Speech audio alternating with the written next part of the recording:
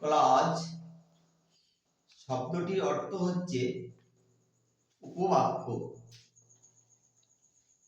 তোমরা সকলেই জানো ক্লজ শব্দটির অর্থ উপবাক্য।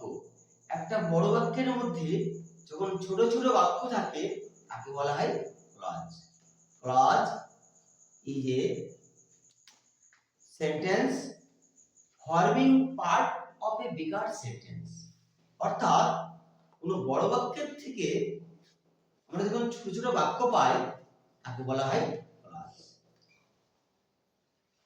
ক্লজ শব্দটির বাংলা আমরা অর্থ করতে পারি উপবাক্য বা খণ্ডবাক্য। আমরা এখানে উপবাক্য হিসাবেই চিহ্নিত করব। দেখো ক্লজ শব্দটির অর্থ লিখেছি উপবাক্য। ক্লজ একটি অনেক বড় ক্লাস, এই জন্য ক্লজকে আমরা বিভিন্ন পার্ট বাই পার্ট করব। আজকে আমরা শিখব ক্লজের মূল স্ট্রাকচার, অর্থাৎ ক্লজকে কয় ভাগে ভাগ করা যায় আর ক্লজ কাকে বলে। দেখো একটা বড় বাক্য যখন আমরা লিখব সেই বাক্যের মধ্যে যদি ছোট ছোট বাক্য থাকে সেই বাক্যগুলোকে আমরা বলবো ক্লজ। কেন ক্লজ বলবো?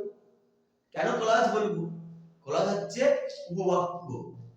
কেন সেগুলোকে উপবাক্য বলবো? বাক্যের সমস্ত গুণই ওই ছোট বাক্যের মধ্যে থাকবে।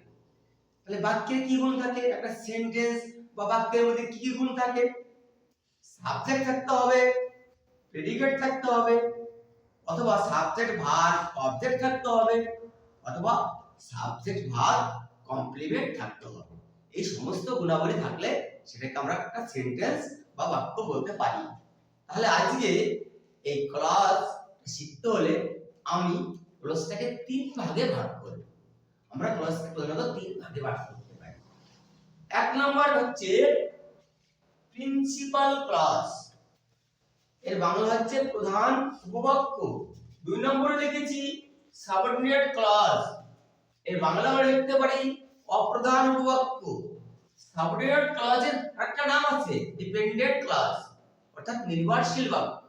অর্থাৎ এই বাক্যটা প্রধান বাক্যের উপরে নির্ভর করে। অর্থাৎ প্রধান যে ক্লজটা থাকে, অর্থাৎ প্রিন্সিপাল ক্লজ বা প্রধান উপবাক্য থাকে, প্রিন্সিপাল ক্লজ অথবা প্রধান যে ক্লজটি থাকে তার উপর নির্ভর করে। আরেকটি লিখেছি কোঅর্ডিনেট ক্লজ। কো শব্দটির অর্থ সংযুক্ত, অর্ডিনেট কোঅর্ডিনেট মানে সংযুক্ত ক্লজ। এই তিনটে ভাগে ভাগ করেছি। এবার আমরা একটা উদাহরণের সাহায্যে কথা পরিষ্কার করে হয়ে যাবে। দেখো অ্যাজ শব্দের অর্থ এখানে হচ্ছে যেহেতু। অ্যাজ শব্দের অর্থ হচ্ছে যেহেতু। অ্যাজ আই ওয়াজ ইল, যেহেতু আমি অসুস্থ। দেখো এই কথাটা বলছি যেহেতু আমি অসুস্থ। খুব মনোযোগ দিয়ে শুনবে, ক্লাসটা অত্যন্ত মনোযোগ দিয়ে শুনবে। এই প্রথমবার বুঝতে না পারলে কোনদিনও বুঝতে পারবে না। যেহেতু সে অসুস্থ কথাটা যদি বলি তাহলে কথাটা কি সম্পূর্ণ হয় না। কথাটা মনে হচ্ছে যেহেতু আমি অসুস্থ তার মানে এরপরে কিছু আছে, অর্থাৎ এই বাক্যটা নির্ভরশীল। কিন্তু এই কমা দিয়ে লিখেছি, কমা দিয়ে ইংরেজিতে as I was ill এর বাংলা হচ্ছে যেহেতু আমি অসুস্থ। এই কমা দিলে এখানে সেহেতু কথাটা চলে আসে। I could not attend the meeting, আমি মিটিং দিতে উপস্থিত হতে পারিনি। তাহলে আমি মিটিং দিতে উপস্থিত হতে পারিনি এই কথাটার মধ্যে কিন্তু কোনো নির্ভর নেই। তাহলে এইটা হচ্ছে আমার প্রিন্সিপাল ক্লজ, এই কারোর উপর নির্ভর করছে না। যদি বলা হয় I could not attend the meeting, আমি মিটিং এ উপস্থিত হতে পারিনি, এর মধ্যে কোনো নির্ভরশীল নেই। কিন্তু এই বাক্যটা যদি বলি as I was ill, আমি অসুস্থ, যেহেতু আমি অসুস্থ, মানে সেটার কিছু আছে, সেজন্য এটা হচ্ছে সাবঅর্ডিনেট ক্লজ। Subordinate clause. আর এটা হচ্ছে প্রিন্সিপাল ক্লজ। এটা হচ্ছে প্রিন্সিপাল ক্লজ। দেখো তাহলে as I was ill, I could not attend the meeting, যেহেতু আমি অসুস্থ এই কথাটা বললে কিন্তু শেষ হচ্ছে না। প্রধান বাক্যের পড়েছে আমি অসুস্থ থাকার কারণে বা আমি যেহেতু আমি অসুস্থ সেই জন্য আমি মিটিং এ উপস্থিত হতে পারিনি। এই যে বাক্যটা আছে এই প্রধান বাক্যের উপর নির্ভরশীল। আর সবসময় একটা জিনিস খেয়াল রাখতে হবে যে সাবঅর্ডিনেট ক্লজ এর আরেকটা নাম হচ্ছে ডিপেন্ডেন্ট ক্লজ, মানে তার উপর নির্ভর করে। এটা সবসময় which, that, as, because, since, who, whom এইগুলোতে শুরু হয়। এগুলোতে সবসময় সাবঅর্ডিনেট ক্লজটা শুরু হয় বা ডিপেন্ডেন্ট ক্লজটি শুরু হয়। তাহলে আমরা বুঝতে পারলাম কোনটি প্রিন্সিপাল ক্লজ আর কোনটি সাবঅর্ডিনেট ক্লজ। ঠিক আছে, এবার যদি বলা হয় একটা সেন্টেন্স খুলে লিখি, I know the man, I know the man who came here. দেখো I know মানে আমি চিনি, the man মানে মানুষটিকে, who মানে যে এসেছিল এখানে, অর্থাৎ আমি মানুষটিকে চিনি যে এখানে এসেছিল। দেখো এইখানে I know the man আমি মানুষটিকে চিনি কারণ নির্ভর করে নেই, কিন্তু who came here যে এখানে এসেছিল তার মানে এর আগে পরে কিছু আছে, তাহলে এটা সাবঅর্ডিনেট ক্লজ, এটা সাবঅর্ডিনেট ক্লজ, আর এটা হচ্ছে প্রিন্সিপাল ক্লজ, প্রিন্সিপাল ক্লজ। তাহলে সাবঅর্ডিনেট ক্লজ এবং প্রিন্সিপাল ক্লজটা মোটামুটি বোঝা গেল। এবার আমরা শিখব কোঅর্ডিনেট ক্লজ। কোঅর্ডিনেট ক্লজ কি আমরা কিভাবে শিখব?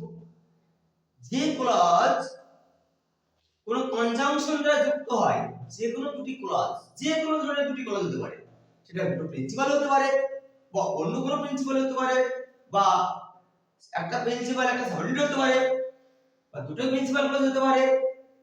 আর কি দিয়ে যুক্ত থাকবে? কনজাংশন। কি কনজাংশন? এন্ড, বাট এইসব দিয়ে সংক্ষেপে শিখলাম। পরে আমরা ডিসকাসে যাব, এলাবোরেটলি শিখবো। এলাবোরেটলি মানে বিস্তারিতভাবে শিখব। তাই এইটুকু আমরা প্রিন্সিপাল ক্লজ এবং সাবঅর্ডিনেট ক্লজটি শিখলাম। তাহলে কোঅর্ডিনেট ক্লজ কনজাংশন, বাট এবং এন্ড ইত্যাদি দ্বারা যুক্ত হয়। এলাবোরেটলি পরবর্তীতে শেখানো যাবে।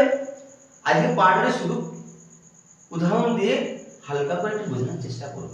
দেখো এখানে দুটো সেন্টেন্স লিখেছি, আই ওয়েন্ট হোম মানে আমি, আই মানে আমি, ওয়েন্ট মানে গেলাম, হোম মানে বাড়ি। আমি বাড়িতে গেলাম, এন্ড আই লেফট ফর আমি রওনা দিলাম, লেফট ফর মানে লিভ ফর মানে রওনা দেয়া, তাহলে এর পাস্ট ফর্ম হবে। আমি রওনা দিলাম, past indefinite tense, I left for Kolkata, আমি কলকাতা উদ্দেশ্যে রওনা দিলাম। কি দিয়ে যুক্ত করেছি? এন্ড দিয়ে। এটা একটা প্রিন্সিপাল ক্লজ, এটা একটা প্রিন্সিপাল ক্লজ, দুটো প্রিন্সিপাল ক্লজ কি দিয়ে যুক্ত হয়েছে? এন্ড দিয়ে যুক্ত হয়েছে, সেই জন্যই এটা হচ্ছে কোঅর্ডিনেট ক্লজ।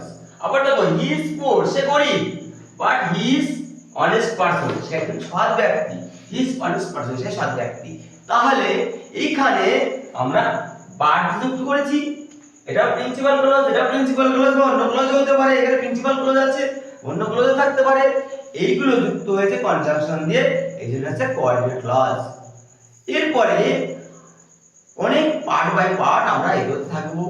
ক্লাসগুলি যদি মনোযোগ দিয়ে সহকারে তোমরা দেখতে চাও বা দেখতে ইচ্ছা করে, অবশ্যই তোমরা ইংরেজি সুন্দরভাবে লিখতে পারবে, সুন্দরভাবে বলতে পারবে, কারণ ক্লাস অত্যন্ত গুরুত্বপূর্ণ তোমাদের ছাত্রছাত্রীদের জন্য।